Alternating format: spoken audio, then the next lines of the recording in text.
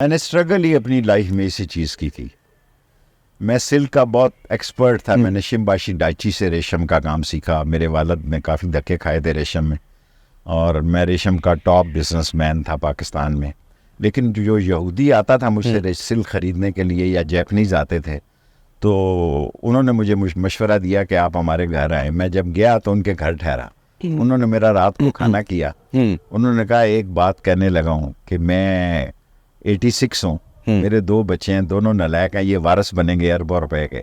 اچھا, تو میں تمہیں ایک مشورہ دینا چاہتا ہوں. میں نے کہا جی سر دیں, کہ یا یہ سلک کا بزنس چھوڑ دو اور کارپیٹ کا. میں 2 کاروبار کرتا تھا, ہلدی بھی کبھی کبھی کھیلتا تھا, ٹرمرک پہ بھی. اچھا, تو یا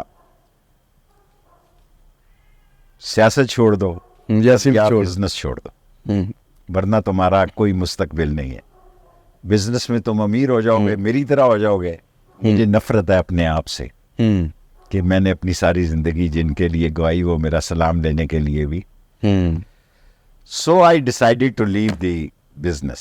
ٹھیک ہے. تو میں یہ شالیمار ہوٹل کے باہر میرا سارا آفس تھا, مین سیکریٹریٹ.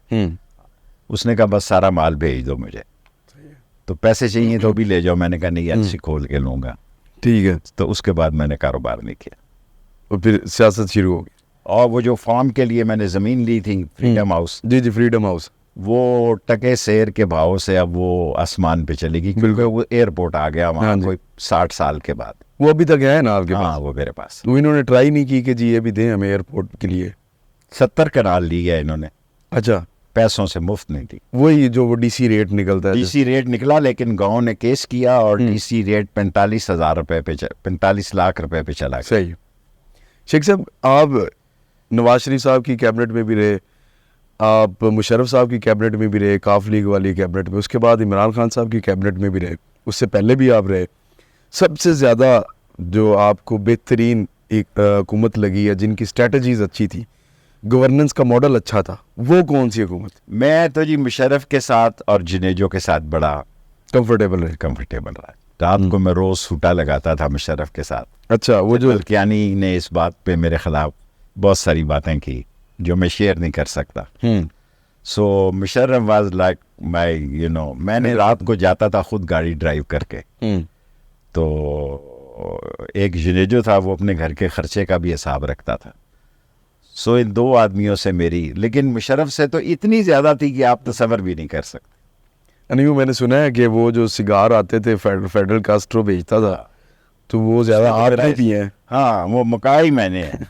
وہ بلیک چرچل تو اب نصیب ہی نہیں ہے جی. وہ میرا خیال 10 لاکھ کا ایک سگار ہوگا یا 15 لاکھ کا سگار ہوگا ایک. میں 25 کے ڈبے کی بات نہیں کرتا. تو لیکن جب سبا بھابھی ادھر ادھر ہوتی تھی تو وہ بھی سوٹا نکال لیا. تو مشرف صاحب کے ساتھ اتنی قربت کی وجہ کیا بنی؟ کیا ایسی ریزن سے؟ پتہ نہیں, اس کا میرے پہ بہت کانفیڈنس ہو گیا مشرف صاحب کا. مشرف کا. اور انہوں نے یہ بتایا آپ کو کہ کہ میں ساری چیزیں میرے سامنے تھی. پھر دوسری بات یہ تھی, جو پرنسپل سیکرٹری تھے general Hamid, lieutenant general Hamid صاحب, وہ میری گلی سے تھے. اچھا. اور رستم ان کے والد سے ہی میں نے, وہ میرے محلے کے چیئرمین تھے. اچھا. تو وہ میرے آئیڈیل تھے ان کے والد. صحیح ہے. جنرل احمد کی مرحوم کی بات نہیں کر رہا, کہ وہ ہمارے محلے کا ممبر تھا. صبح اوقا لے کے, جس طرح میں محلے میں صبح سگار پیتا ہوں تھڑے پہ بیٹھ کے, اس طرح وہ اوقا صبح اچھا گرم کیا کرتے تھے. اور میرا خیال ہے کہ میں کافی, کوئی شاید دورہ ایسا ہو. اور سب سے بڑی بات میری زندگی کی اللہ نے مجھ پہ عنایت کی کہ علماء سے میں نے سنا تھا کہ جو کعبے کی چھت سیڑھیوں کو چڑھے, چھت پہ نماز پڑھے, اس پہ دوزخ کی آگ حرام ہے. اس کے لیے میں نے کام کیا, اور مشرف میرے پیچھے کھڑا رہا سائے کی طرح. اور ہم 4-5 آدمی, وہ جو مشرف صاحب گئے تھے تو آپ بھی ساتھ تھے؟ میں اسی وقت آیا تھا, پھر میں جہاز پہ چڑھ گیا. اچھا. اور میں نے پلان کیا, سارا پلان میں نے کیا. وہ گورنر بڑے نخرے میں تھا اس وقت, اور میں نے مشرف کو کہا کہ اگر آپ مجھے اختیار دیں تو میں یہ کعبے کے اندر ایک دروازہ ہے جو سیڑھیاں چڑھتی ہیں. جی بالکل ایسے. ایک تو وہ دروازہ جس سے ہم سارے مشہوری کے لیے بھی گزرتے ہیں, کمپنی کی مشہوری کے لیے. ایک وہ دروازہ جو کعبے کے اندر سے جاتا ہے. تو میں نے گورنر مکہ کو کہا کہ مشرف وانٹس دا ٹیم اور گو اپ اسٹیئرس. اس نے کہا چابیاں نہیں ہیں, وہ 2 لڑائی تھی کہ ایک کی چابی ہو ایک کے پاس حکومت ہو. پھر اتنا سمارٹ آدمی ہے, میں نے کہا مشرف کہتا ہے ہیلی کاپٹر پہ اس بندے کو بلاؤ. وہ بندہ آ گیا, چابی تھی. چابی جب آئی تو میں نے کہا یہ سیڑھیاں 1400-1500 سال پرانی ہیں جس پہ حضور صلی اللہ علیہ وسلم کے اوپر جایا کرتے تھے. تو پتہ نہیں کہیں میرا نام, یہ جرنیل ہیں اتنے سارے, لیکن مشرف خاندانی تھا. اس نے کہا شیخو یو فرسٹ. اچھا, تو سب سے پہلے میں نبی کی سیڑھی پہ چڑھا, سبحان اللہ, اور وہاں جا کے نماز پڑھی. جو 5 آدمی گئے اس میں سے کئی جرنیل اس نے ڈراپ کر دیے, کیونکہ اس وقت کعبے کے اندر کئی جرنیل موجود تھے. جی صرف ایک خورشید قصوری کو اس نے ساتھ لیا, اور باجوہ وہ جنرل صاحب. اور زبردست. اچھا شیخ صاحب, ابھی آپ نے ذکر کیا تھڑے پہ بیٹھتے تھے, تو یہ جو لال حویلی ہے, جب بھی اس کا ذکر آتا ہے تو شیخ رشید کا بھی ذکر آتا ہے, شیخ رشید کی بات ہو تو لال حویلی کا ذکر ضرور آتا ہے. پھر آپ جو یہ مفلر پہنتے ہیں لال کلر کا, اس کا اور یہ لال حویلی کا اور آپ کا آپس میں کیا تھا؟ میرا لال چوک سے سری نگر سے تعلق ہے جی. اچھا, شہداء کی سرزمین سے, اور میرا وہاں بڑا اثر ہے, پاکستان سے زیادہ اثر ہے. میں اس علاقے میں مقبول ترین ورکر ہوں پولیٹیکل. صحیح ہے, اور اس سے آگے میں کچھ نہیں کہنا چاہتا. ویسے یہ لال مفلر کی لال حویلی تو لال اور بلیک میری کمزوری ہے کلر. اچھا, یہ ویسے وہ کمیونسٹ اور ان کو بھی ریپریزینٹ کرتے ہیں, سوشلسٹ کو. میں تھوڑا سا تھا ہی انقلابی شروع سے ہی, لیکن مفاد پرستی کی سیاست جب اس ملک میں چلی تو میں اس کے ساتھ چلتا رہا تاکہ سیاسی طور پہ زندہ رہوں. صحیح ہے, لیکن میں ذہنی طور پر ریولوشنری ہوں. زبردست. اچھا شیخ صاحب, آپ عمر کے اس حصے میں ہیں کہ شاید اب آپ اس بات پہ بھی سوال آگے کروں گا, لیکن ہم نے دیکھا کہ ہماری پالیٹکس میں جو پرائم منسٹرز بنتے ہیں, پریزیڈنٹ بنتے ہیں, ان کی عمریں دیکھ لیں سارے 60-70 پلس ہیں. اب زرداری صاحب کو دیکھ لیں آپ, بیرونی ممالک جو ہیں جیسے یورپ ہے, اور وہاں پہ 35-40 سال کے لوگ سر آ رہے ہیں. پاکستان کا المیہ کیا ہے کہ ایسی لیڈرشپ کیوں نہیں آگے آ رہی؟ خاندانوں سے نہیں نکل سکی. جب بے نظیر شہید ہوئی اور آصف زرداری صاحب کی شادی کے سارے معاملات سے میں واقف ہوں. جب بے نظیر شہید ہوئی اور انہوں نے